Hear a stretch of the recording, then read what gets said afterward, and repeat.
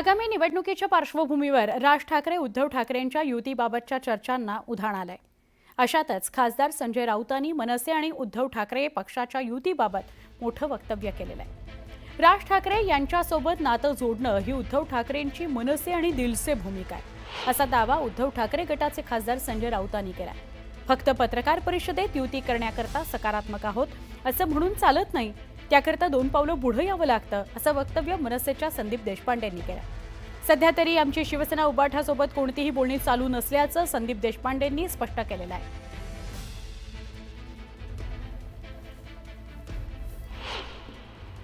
स्वतः माननीय उद्धव ठाकरे साहेब आणि शिवसेना हे MNS म्हणजे मनसेबरोबर राज ठाकरे यांच्या नातं जोडायला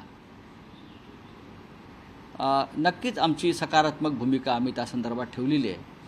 आणि कोण काय बोलतंय त्यापेक्षा ठाकरे काय बोलत आहेत पडद्यामागे, मुलाखतीच्या माईकवर नाही। त्यांच्या मनात एक खंत आहे की राजसाहेब बऱ्याच जणांना शिवतीर्थावर त्यांचा पाहुणचार करतात, चांगली कॉफी पाजवतात। एकदा संजय राऊतनं जावं कॉफी प्यायला।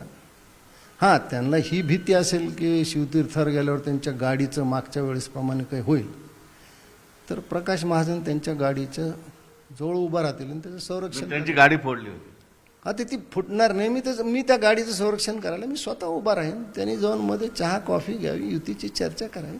अशा प्रसारमाध्यमात बोलून, प्रसारमाध्यमाच्या प्रतिनिधींसमोर बोलून युती होत नसते। लोकांना पत्रकार परिषद घ्यायला लावायची आणि सांगायचं आम्ही सकारात्मक आहोत, अशा रोजच्या पत्रकार परिषदेनी युती होऊ शकत नाही।